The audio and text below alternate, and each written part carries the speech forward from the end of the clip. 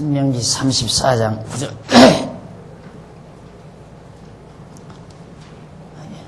모세가 눈의 아들 여호수아에게 안수하였으므로 그에게 지혜의 신이 충만하니 이스라엘 자손이 여호와께서 모세에게 명하신 대로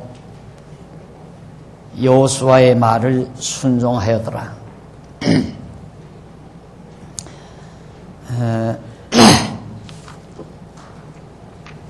모세의 최후에 대한 내용인데요. 교재는 1289페이지 하단에 보시면 바로 이제 모세가 죽기 전에 모세가 여호수아에게 안수하는 장면이 나옵니다.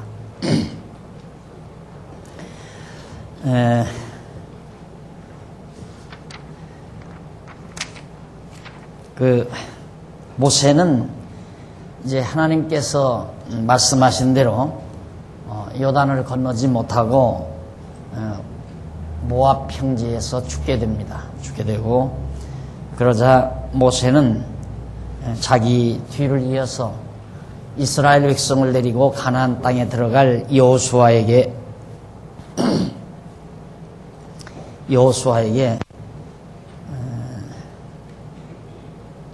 바로 안수를 하죠. 이제 안수한다는 사실은 한번 1290페이지 보세요. 1290페이지 위에서 6째 줄 조금 앞부분에 보시면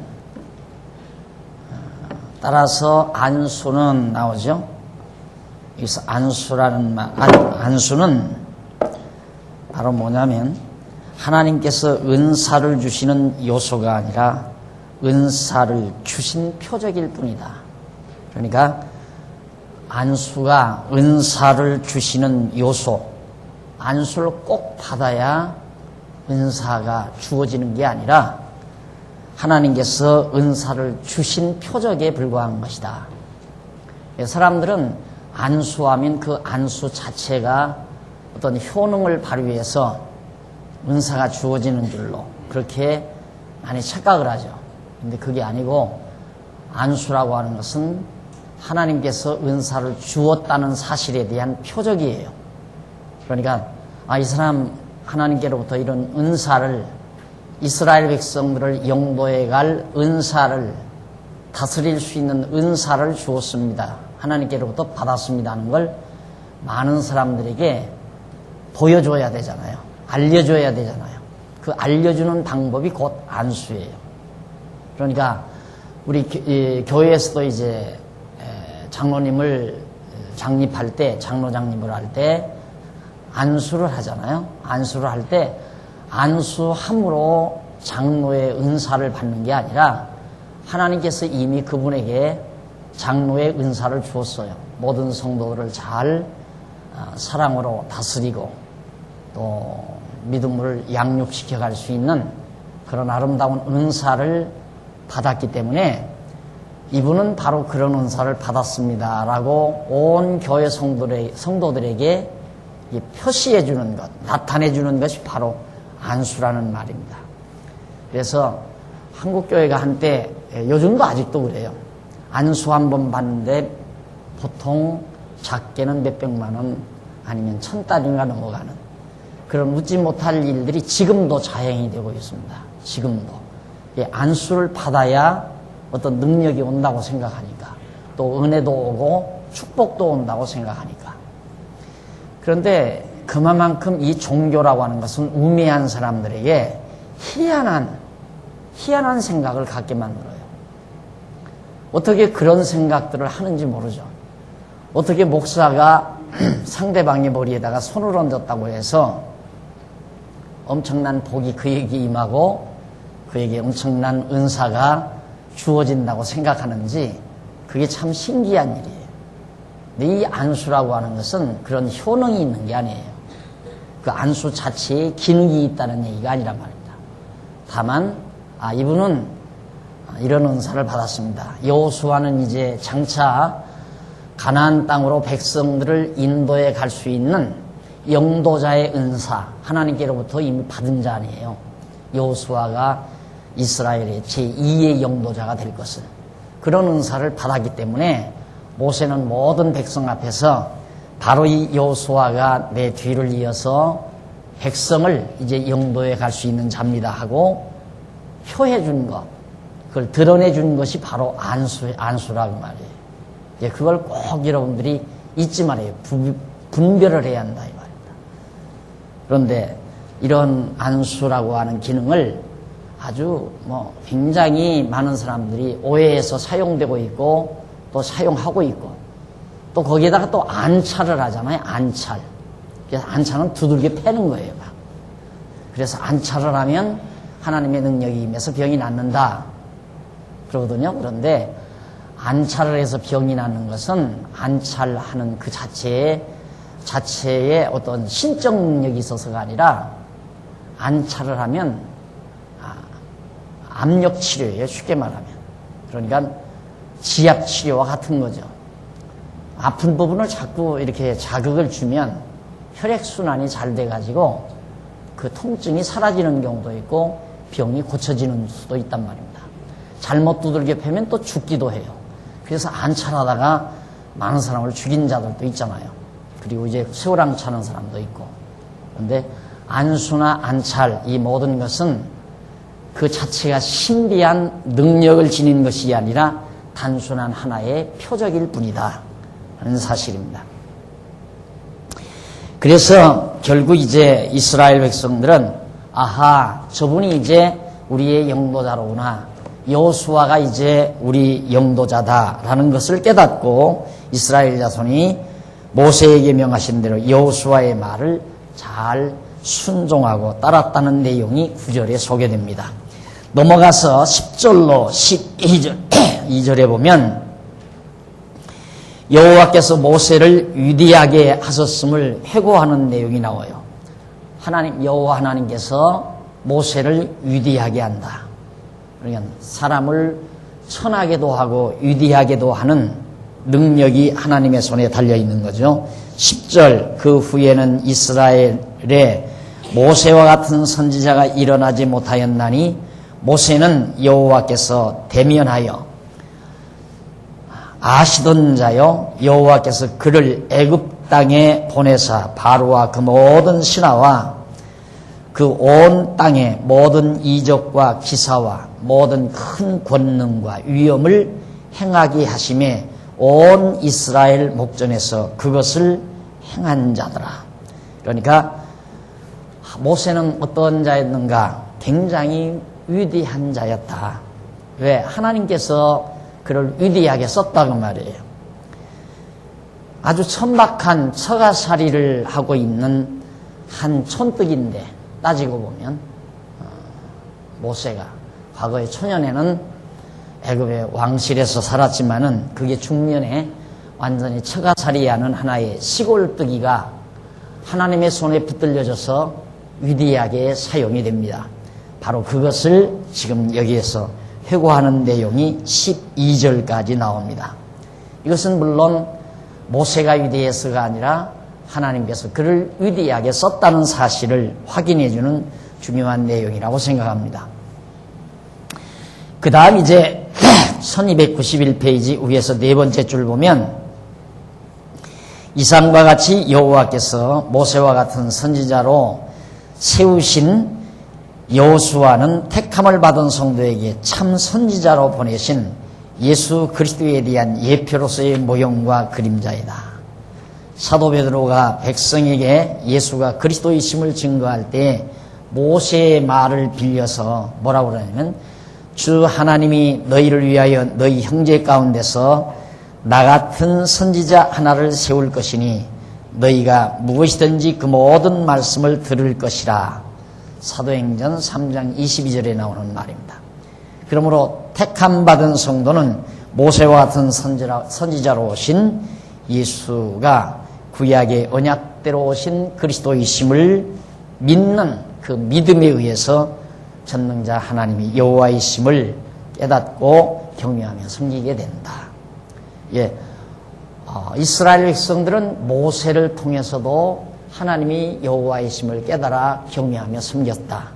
그런데 한차 오늘 우리는 모세보다도 더 우월하고 더 분명하고 확실한 위대한 모세보다도 더 위대한 예수 그리스도 참 선지자이신 그리스도를 통해서 어찌 우리가 하나님이 여호와 되심을 깨달아 알고 경외할 수 없겠는가 하는 얘기죠. 그러니까 우리는 이제는 모세 아래에 있는 게 아니라 예수 그리스도 아래에 있는 거죠. 구약의 율법의 대표인 모세 아래에서 우리가 사는 게 아니고 우리는 참 선지자이신 예수 그리스도 아래 속한 자들이다. 그래서 우리는 오직 예수가 그리스도이심을 통해서만이 하나님이 여호와 되심을 깨달아 알고 경외하게 된다 하는 얘기입니다. 그렇게 해서 일단은 이제 모세의 말년에 대한 내용과 최후에 모세가 죽고 그 죽은 이후에 여호수아가 나라를 이스라엘 백성을 계승하는 내용을 여러분들과 함께 살폈습니다. 지난 시간에 제가 말씀드리듯이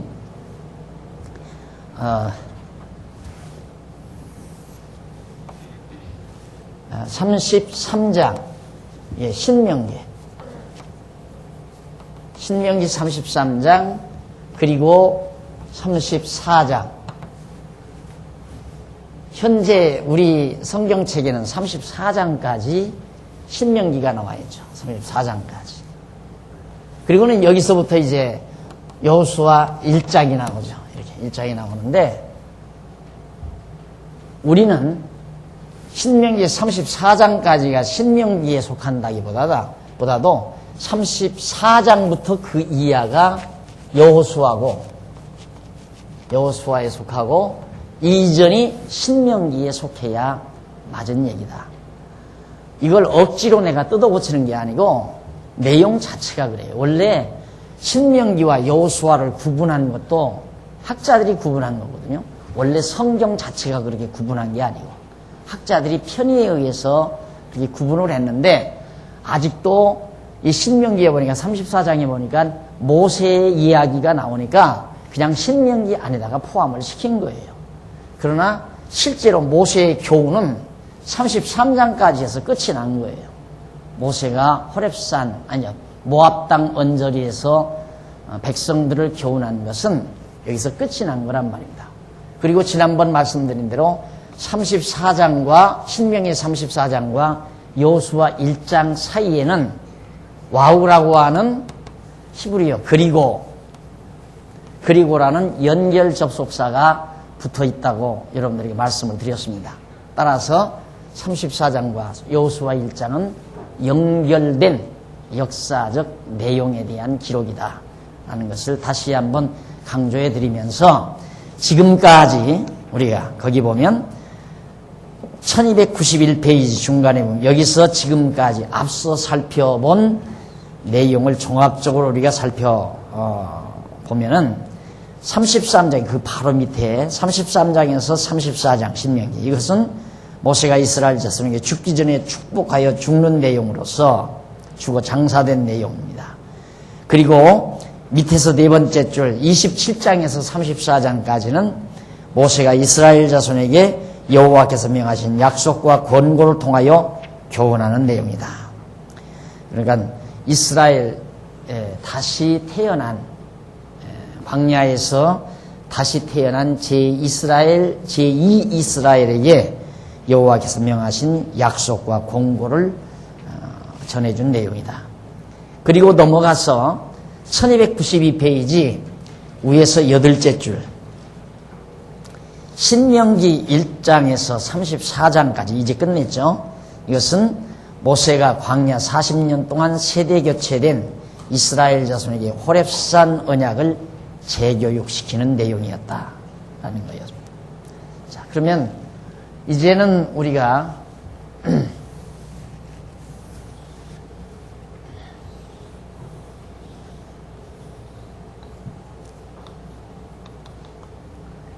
애굽,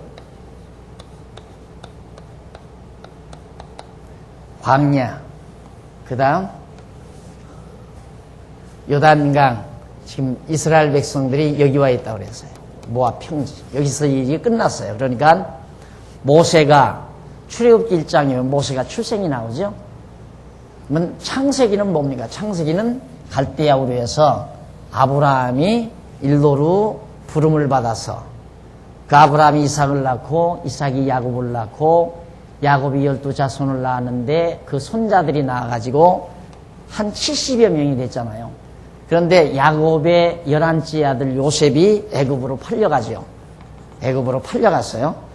그 사건이 연유되어 가지고 야곱의 자손 70여 명이 애굽으로 내려가서 산 장면까지, 애굽으로 내려가게 된 장면까지가 바로 창세기 내용이었어요. 그렇죠? 그리고 나서 출애굽기는 뭐냐? 출애굽기는 애굽에서 400년 종살이하는 내용과 모세가 출생해서 애굽에 내려가서 모세가 성장해서 결국 애굽에 내려가가지고 백성들을 이끌고 요단 홍해 바다를 건너 시내산까지 다가오는 장면까지죠. 그리고 이게 출애굽기예요. 그러니까 창세기, 출애굽기, 그다음 레위기는 뭡니까? 이 시내산에서 레위기. 이것은 창세기. 여기는 이제 출애굽기. 여기는 레위기. 시내산에서 하나님께로부터 말씀 받은 내용을 종합적으로 기록해 놓은 것이 레위기예요. 그 다음 민수기는 뭐예요? 민수기는 이렇게 갔다가 가데스바네에서 홍해길로 다시 갔다가 삥 돌아서 여기까지 도착하는 게 이게 민수기예요.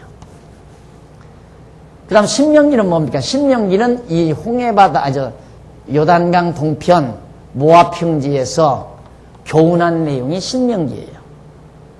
아주 간단하죠? 그동안 2년 가까이 공부한 내용 바로 이거예요. 이거 공부한 거예요. 그러니까 갈대아 우루, 여기서 우루. 뭐 그 이전에는 에덴 동산 창조하시고 하나님께서 천지와 만물을 창조하시고 그 다음 인간이 타락해서 노아 홍수 사건이 일어나고 그리고는 창세기 12장에서 아브라함을 여기서 불러서 일로로 오게 해서 이 땅 다 준다고 여기서 언약하고 그 후손을 애굽으로 내려가게 하고 언약대로 너희들이 이방에 가서 400년 종살이하리라 한 대로 내려와서 400년 종살이하고 그리고는 여기서 나온 사건이 출애굽기예요. 그러니까 창세기, 출애굽기, 레위기, 민수기, 신명기. 얼마나 간단하고 쉬워요. 이건 항상 이 정도의 구도는 여러분의 생각 속에 밑바탕으로 그림이 딱 깔려져 있으면 좋아요. 그러니까 얼마나 쉬워요. 광야에서 뭐 불순종하고 하나님에게 뭐 저주받고 그거 아마 민수기에 있겠다. 그럼 민수기 찾아보면 민수기에 나와요. 그 다음 애굽 사람들과 이렇게 서로 충돌을 하고 거기서 나오고 또 그 어려움을 겪고 재앙이 임하고 하는 그건 출애굽기에 있겠다. 출애굽기. 그 다음 무슨 계명에 대해서 율례에 대해서 나오면 그건 레위기에 있겠구나. 그 다음 또 신명기에서 여기서 공부했던 걸 여기서 재복습하는 경우가 많으니까 여기 있었던 내용이 여기도 있을 수가 있어요. 신명기에도. 그러니까 알고 보면 성경이 어려운 게 아니잖아요. 창세기, 출애굽기, 레위기, 민수기, 신명기 5분도 안 돼가지고 강의 다 했잖아요. 5분 안 걸렸잖아요. 그게 핵심이에요. 하나님께서 아브라함 불러서 언약해가지고 언약대로 이루시기 위해서 애굽에서 건져내서 여기까지 데리고 왔다. 그런데 여기까지 데리고 오는 동안 두 가지, 언약이 세 가지인데 여기까지 데리고 오는 동안 두 가지가 이루어졌다. 자손 번창과 땅 정복, 일부 땅 정복이 이루어진 거예요. 요단 동편 땅 정복이 이루어졌잖아요. 그러니까 하나는 엄밀히 따지면 세 가지 언약 중에 한 가지는 완료되고 자손 번창이 완료됐잖아요. 한 가지는 지금 현재 진행이고 현재 진행. 지금 땅 정복. 첫 번째 자손 번창은 이루어졌고 애굽에서 그래가지고 장정만 60만 지금 여기 와서도 엄청 수가 1000만에 가까운 백성이라고 그러잖아요. 이게 첫 번째 자손 번창에 대한 언약은 이루어진 거예요. 그다음 두 번째 땅 정복에 대한 언약은 현재 이루어지고 있어요. 여기서 지금 요단 동편 땅 다 정복했잖아요. 그리고는 이제 요단 서편 땅 정복하기 위해서 이 요단강을 건너서 들어갈 판이에요. 그러니까 이건 현재 진행이죠. 그리고 마지막 통치, 세 가지 언약 중에 마지막 통치 언약은 앞으로 이루어질 거고요. 이것이 바로 지금 신명기 마지막 마무리에서 지금 우리에게 보여주는 내용이 담겨져 있습니다.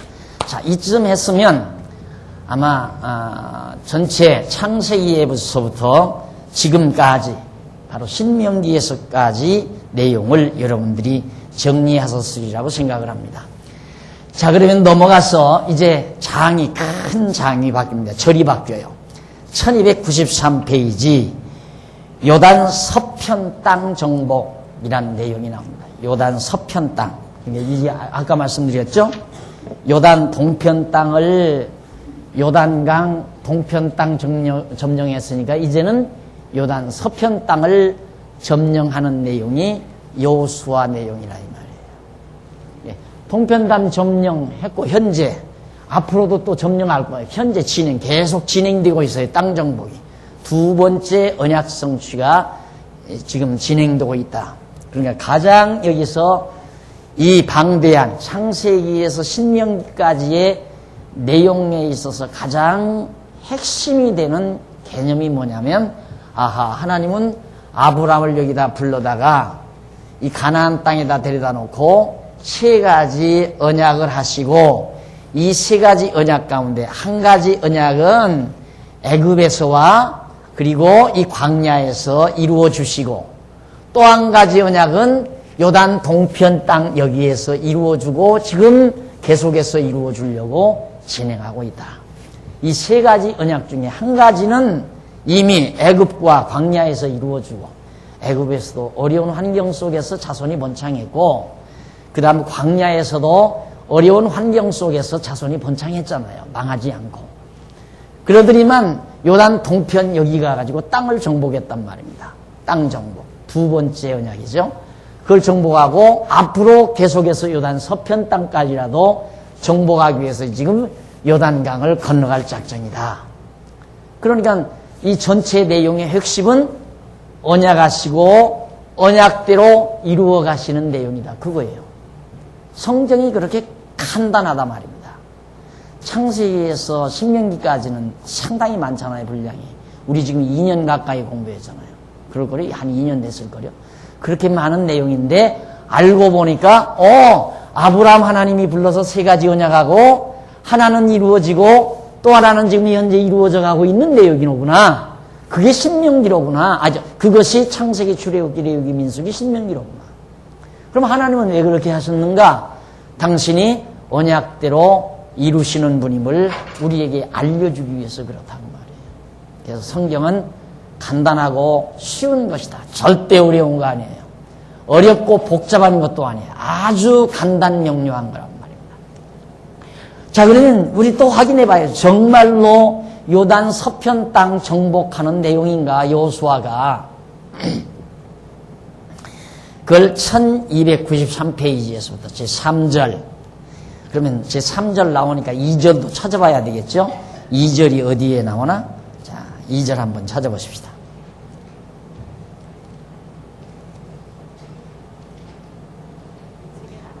예? 이 책이 안 나와요? 2절에 안 나와요? 이 책이 안 나와요? 그렇구나. 워낙 방대한 내용이라서 이 책에는 안 나오는데, 맞아요. 이 책에는 안 나오네요. 이 책에는 안 나와요. 앞서, 2권에 나오겠군요. 2권에 나오는데, 2절은 이제, 이 요단 동편 땅 정복. 제2절은 요단 동편 땅 정복. 제3절은 요단 서편 땅 정복. 그렇습니다. 자, 그러면 한번 보십시다. 여호수아 전체 내용은 여호와 하나님께서 이스라엘 자손들에게 요단 서편 땅을 정복하게 해주시는 섭리 내용입니다. 그 내용 가운데 1장에서 12장은 요단 서편 땅에 진입하여 그 땅을 정복하는 내용이고, 여호수아 1장에서부터 12장, 그러죠? 1장에서부터 12장은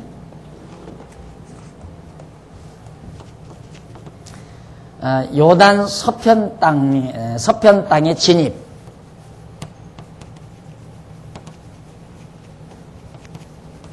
내용이고, 그 다음 13장에서부터 24장까지 빈틈이 없잖아요. 1장, 12장, 13장, 24장. 가나안 땅을 분배한 후에 교훈하는 내용이에요. 가나안 땅 분배 및 교훈. 그러니까 가나안 땅이나 요단 서편 땅이나 똑같아요.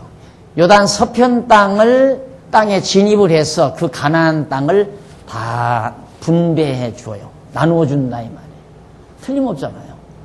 그래서 요단 서편 땅 진입이란, 서편 땅 정복이란 말이 바로 여호수아 전체 내용의 주제가 되는 것이 너무 분명하잖아요.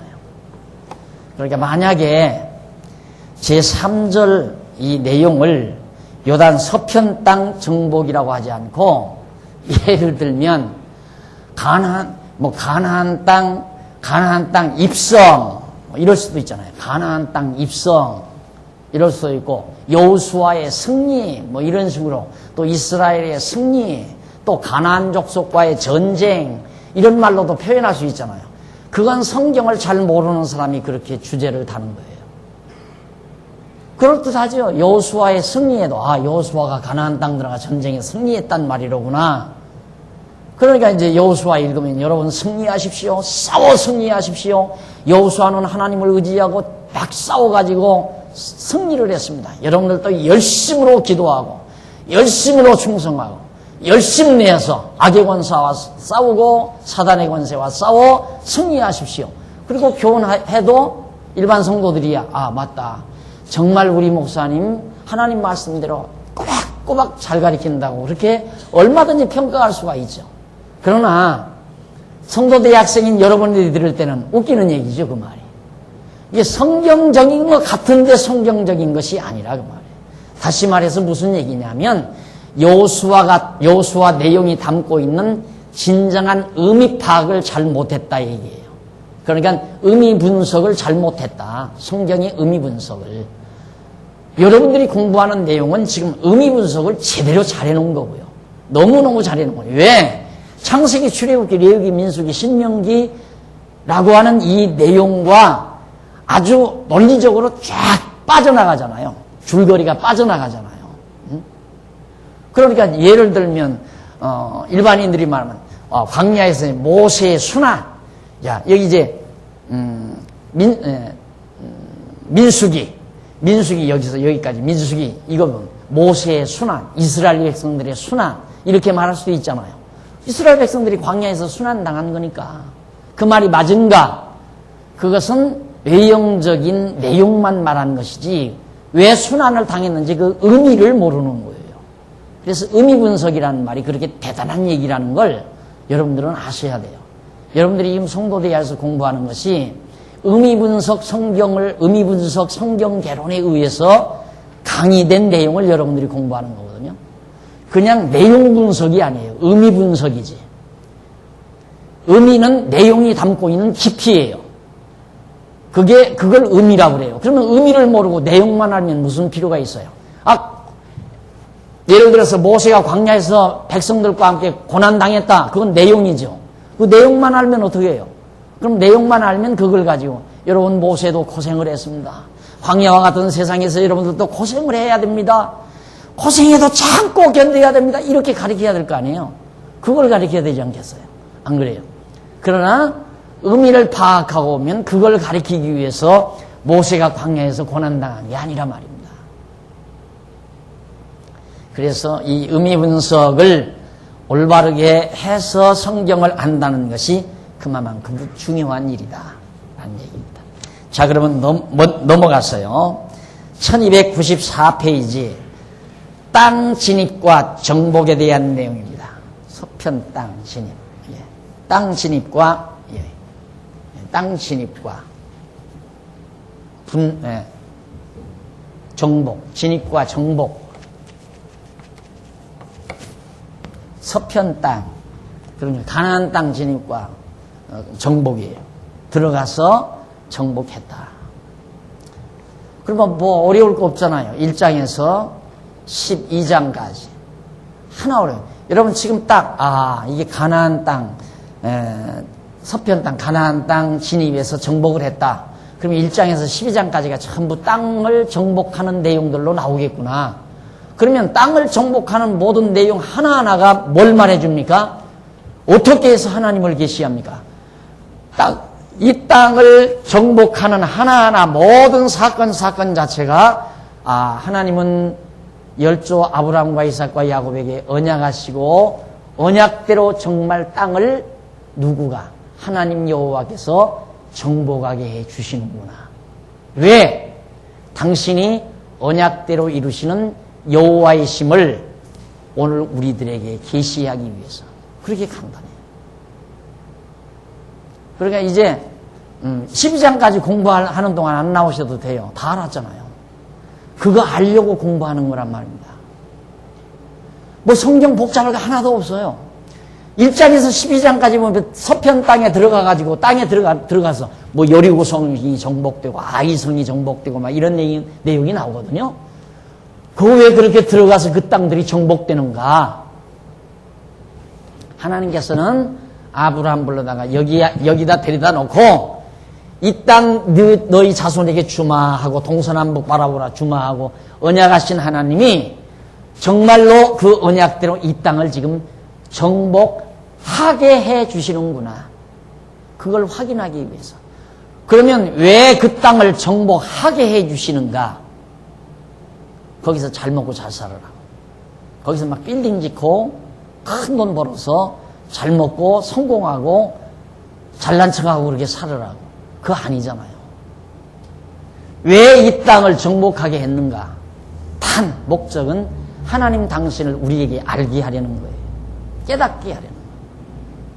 내가 이렇게 언약하고 언약대로 이루는 여호와라는 사실을 알려주는 방법이란 말입니다. 이것이. 그런데 우리는 목적은 상실하고 방법에 빠져들죠. 그렇잖아요? 땅을 주니까 야, 이 땅 좋다 하고 그 땅에 그만 폭 빠져서 한다 이 말이에요. 땅을 주니까.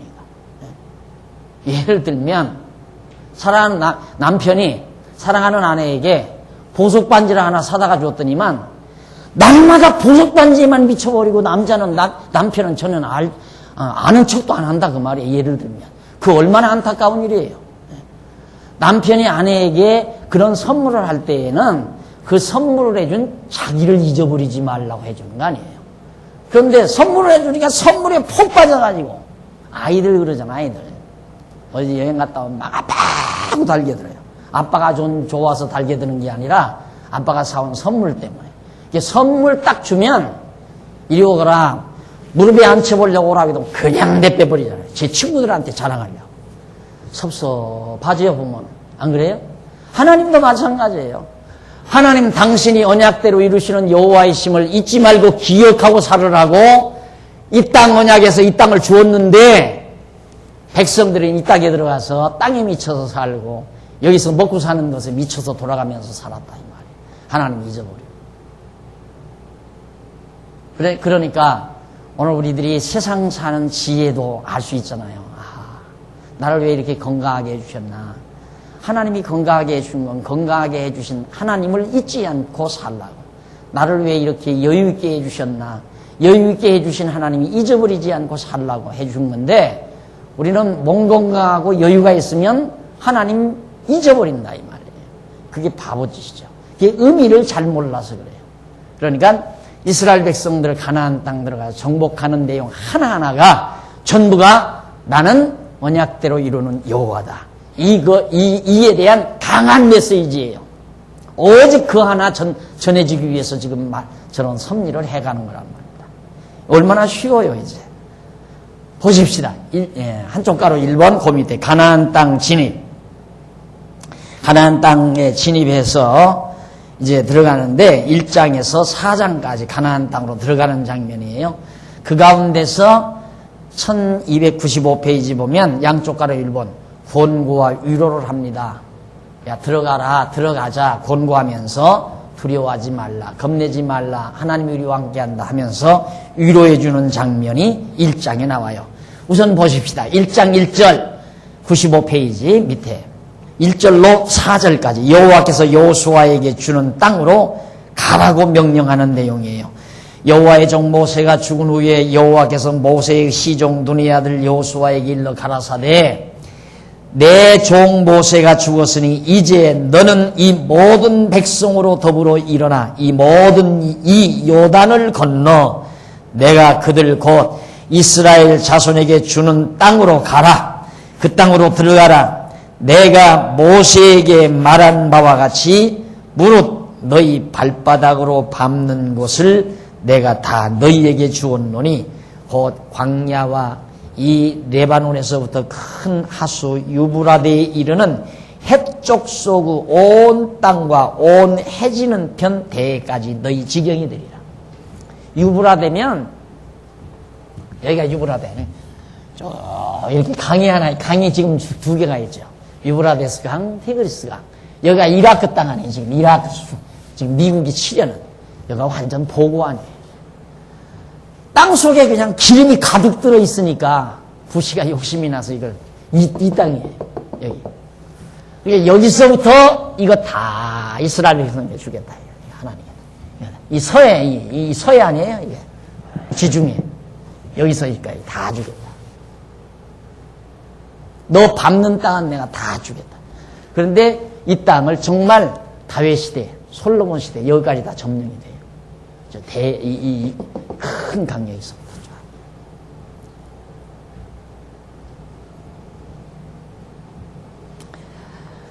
자, 넘어가서 거기 이쪽 그 지도를 한번 살짝 살펴보세요. 97페이지 글씨가 좀 작아서 잘 안 보이시지만 그 회색빛 검수레 한 데는 바다고 하얀 건 육지예요. 그러니까 잘 안 보이시더라도 검수레 한 건 바다로구나. 그게 서해 바다예요. 지중해. 그리고 밑에 사해, 위에 갈릴리 호수. 그리고요 사해에서 갈릴리 호수로 이어지는 요단강 줄기가 쫙 놓여 있고 그 산맥들이 다 표현이 되어 있죠.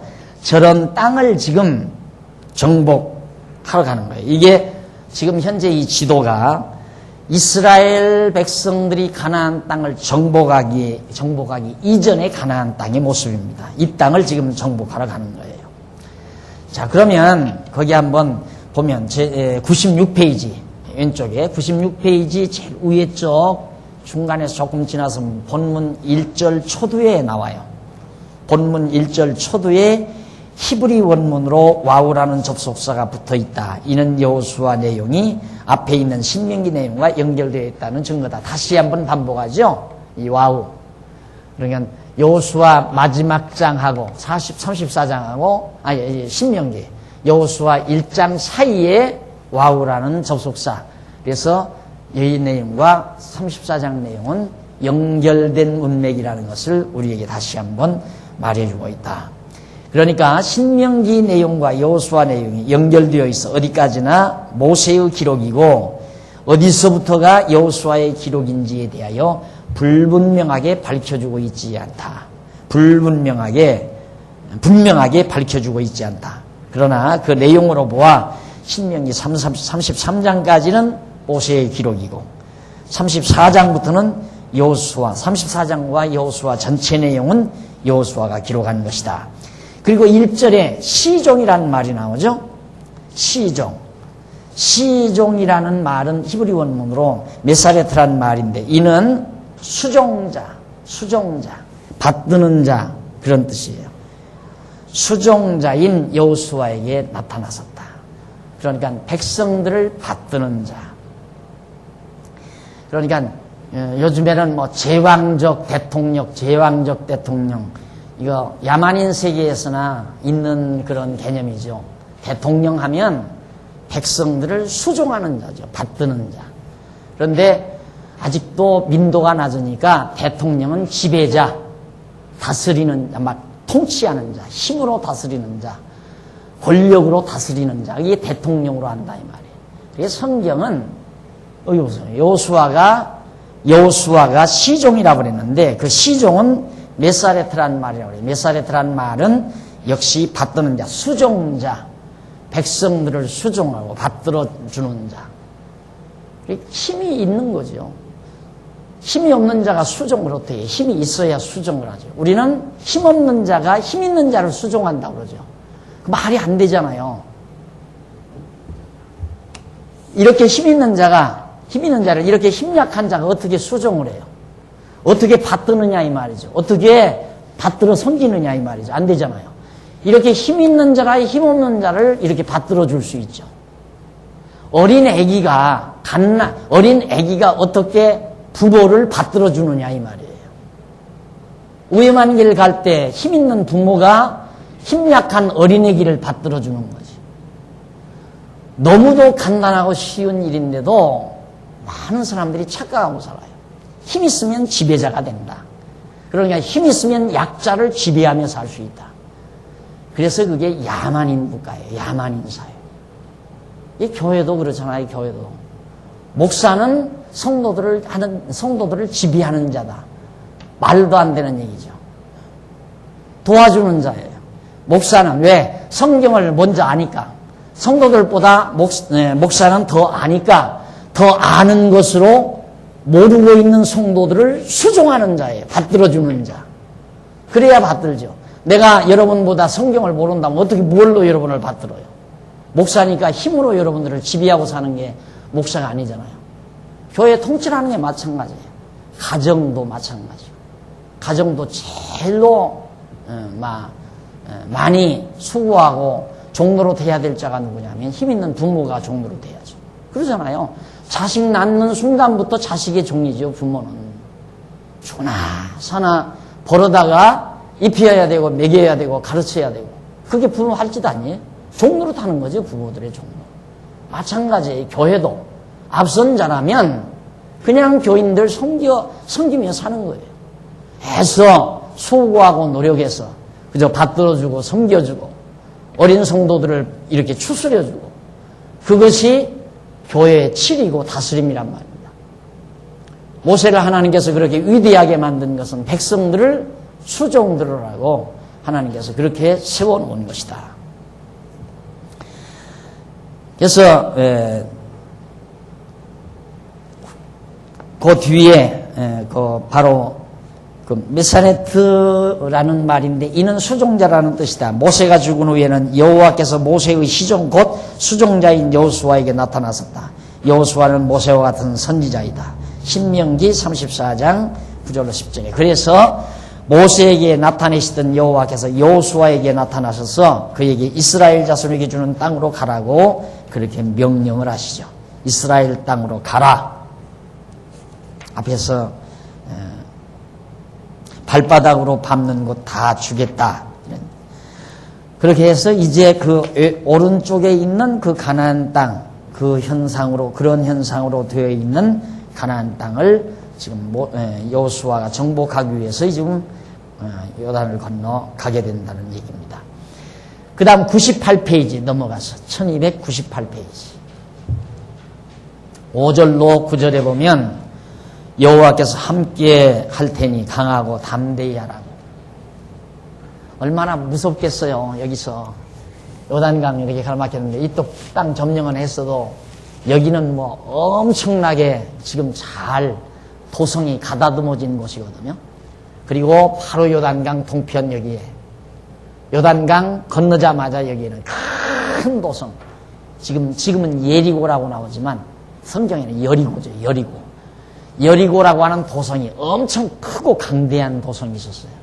이게 바로 강 건너편에 딱 버티고 있고 그리고 그 배후진에는 대단한 족속들이 딱 진을 치고 성벽을 쌓고 안정권에서 지금 살아가고 있으니까 얼마나 두렵겠느냐 말입니다. 40년 동안 다 고생한 비리비리한 메뚜기 떼와 같은 보잘것없는 나약한 백성들을 이끌고 여기까지 모세는 왔는데 모세가 그만 죽어버렸어요. 그리고는 여호수아가 대리 수정자가 됐는데 얼마나 이 땅 건너간다는 것이 인간적으로 생각할 때는 두렵고 겁났겠느냐 이 말이죠. 그러니까 하나님께서 계속해서 여호수아에게 5절 보세요. 너의 평생에 너를 능히 당할 자 없으리니 약속을 해. 네가 사는 동안 여호수아 너를 당할 자는 아무도 없다. 대단한 말이죠. 네 평생에 너를 당할 자가 아무도 없다 이 말이에요. 그러니까 이것은 역사적 이것도 그래요. 그러니까 이제 보통 신방 가면 여호수아 1장 5절 너의 평생에 너를 능히 당할 자 없으리라 이런 성경 구절을 읽어주면 야 주의 종이 와서 우리 가정에 너무너무 참 주옥 같은 말씀으로 우리에게 남겨줬구나. 그게 신방 딱 지나고 나면 서로 집사님들끼리 전화 연락하잖아요. 성경 어디 보고 가셨어? 목사님 성경 어디 읽어주고 가셨어? 나는 여호수아 1장 5절 이하 읽어주시던데 제일 좋은데 읽어줬다 이거지. 너는 일평생 널 당할 자 없을 만큼 너는 창대할 것이다. 이런 축복을 하나님이 주의 종이 와서 목사님이 와서 해주고 갔다. 이런 식의 성경 이해란 말입니다. 지금 이 말씀은 이 시대에 요단강 동편 땅에 머물러 있는 여호수아에게 가나안 땅을 정복하러 들어갈 여호수아에게 한 말이에요. 그럼 여호수아는 도리어 나에 대한 모형이 아니라 예수 그리스도에 대한 모형이죠. 그리스도를 당할 자가 없는 거예요. 그래서 우리가 그리스도 안에 있으면 완벽한 거고 그래서 우리는 예수 그리스도를 통해서 평강을 누리게 되는 거지 내게 직접 하는 말씀이 아니란 말입니다.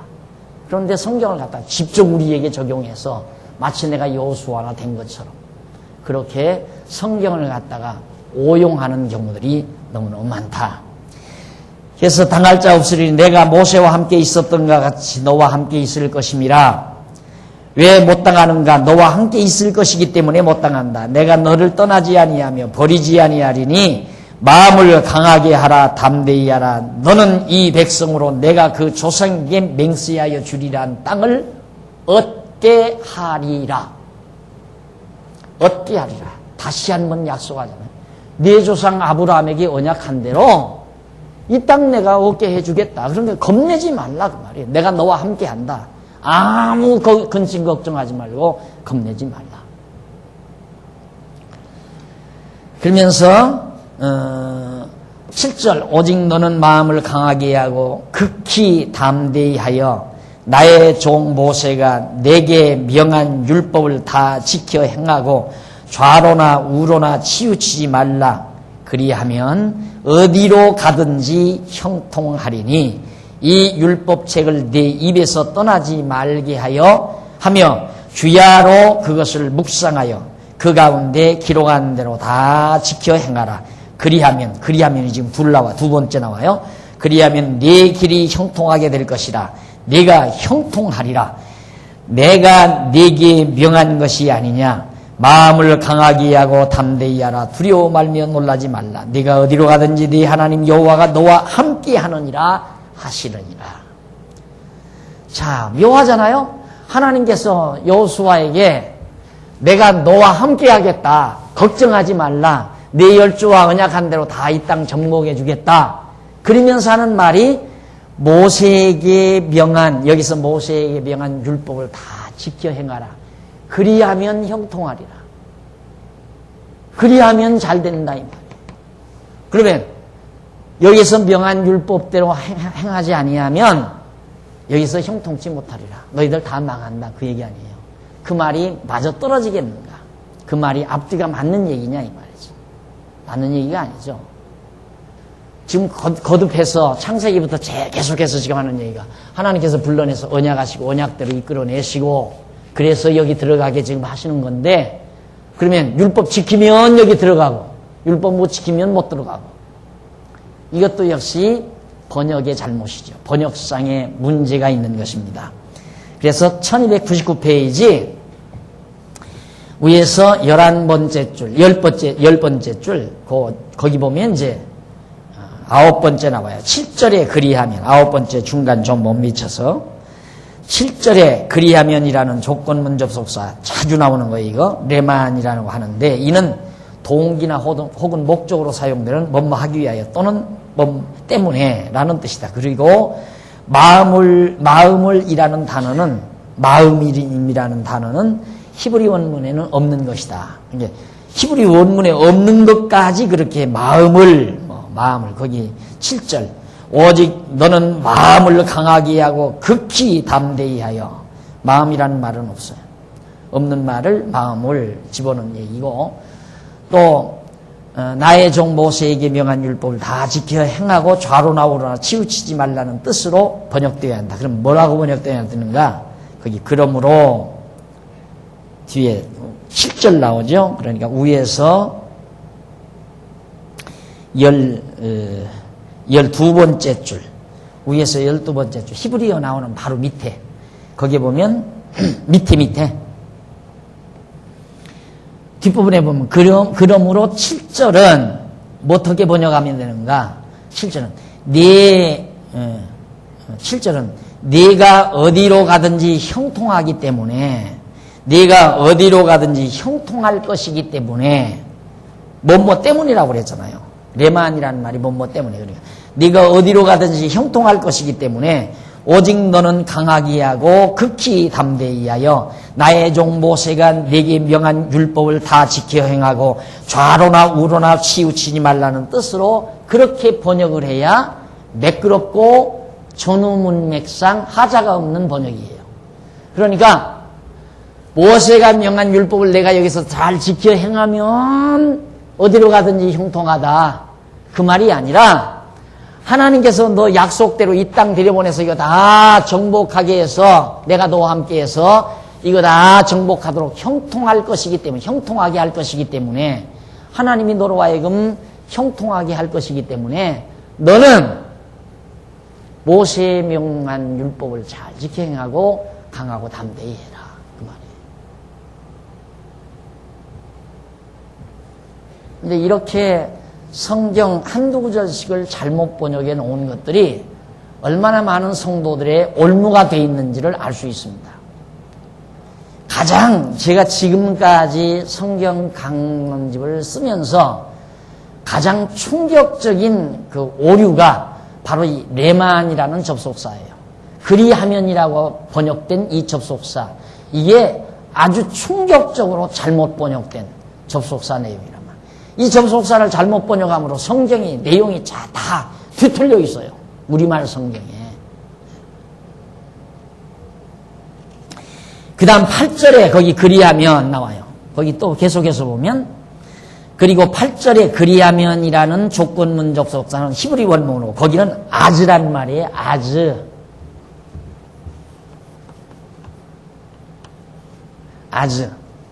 아즈란 말인데, 이 아즈란 말을 왜 레만도 그리하면으로 번역하고 아즈란 말도 왜 그리하면으로 번역하느냐 이 말이에요. 그러면 이 아즈란 말인데 이는 뭐냐? 그때나 또는 그러므로, 그리하면이 아니라 그러므로 도리어. 그때나 또는 그러므로, 그리고 그때에, 이런 말이에요. 그때에는 그러므로, 이렇게 번역해야 옳은 말이 아즈라는 접속사란 말이에요. 이걸 갖다가 조건문으로 그리하면이라고 번역해 놨으니 성경의 내용이 얼마나 뒤틀리겠어요.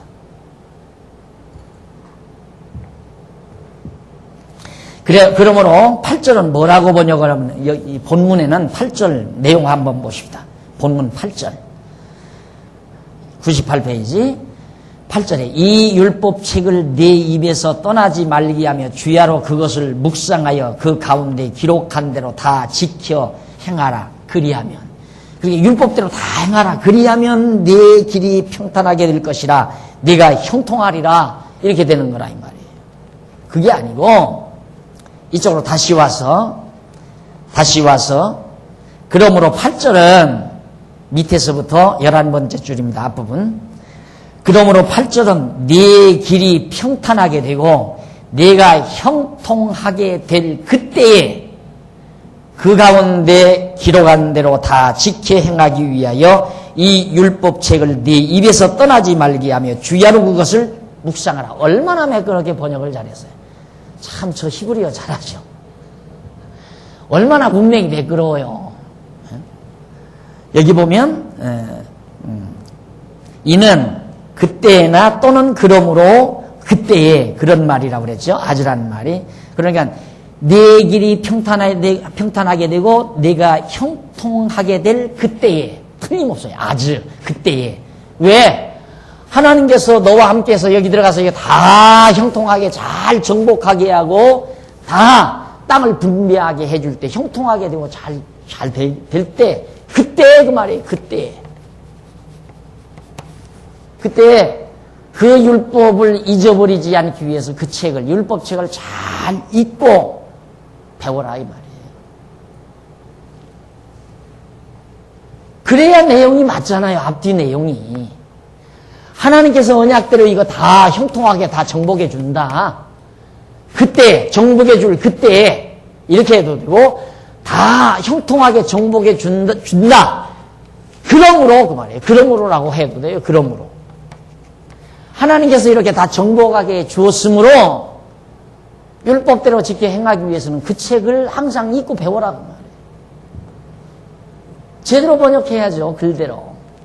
그런데 우리말 성경에 이렇게 잘못된 번역에 의해서 허다한 많은 선생들이 오류를 범하죠. 오류를. 그러니까 이 말이 어떻게 되냐면 여기서는 율법을 지키면 형통케 된다 이 말이에요. 형통케. 지금 원문에는 형통케 됨으로 그 말이죠. 형통케 됨으로 그러므로 형통케 된다. 그러므로 율법을 지키기 위해서 그 책을 늘 읽고 상고해라. 그런 얘기예요. 그러면 이런 사고구도에 의해서 설교를 하면 여러분 율법을 지켜야 하나님께서 여러분들을 형통케 합니다. 율법대로 살아야 여러분들이 하나님 나라도 갈 수 있습니다. 율법대로 살아야 축복도 받습니다. 율법대로 살아야 하나님께서 여러분과 함께합니다. 맞잖아요? 이 사고구도라면 이게 잘못된 번역이라 그 말이에요. 번역을. 아즈란 말에 전혀 그리하면이라는 뜻이 없어요. 그리하면이라는. 근데 왜 억지로 갖다가 그걸 우리들의 사고방식에는 항상 인과응보적 사고방식, 상선벌학에 대한 기본 사상이 깔려 있어요. 그런 사람들이 어학 조금 해가지고 번역하다가 보니까 저런 식으로 상선벌학, 조건부에 의한 그런 언어로 번역을 해야 말이 맞을 것 같으니까 갖다 적당히 번역해 놓은 거라니까. 그런데 이 번역은 우리 이렇게 번역한 것은 성경 전체에 흐르는 사상적 맥, 그거에 기초해서 지금 이렇게 번역을 한 거예요. 또 글자대로 맞은 거고 문법적으로도 맞고 문맥적으로도 정확하고요. 그래서 레만이나 아즈라는 말은 전혀 다르다. 정리해드렸습니다. 이제 1장 10절로부터 11절 1300페이지 차 한 잔 들고 계속하십시다.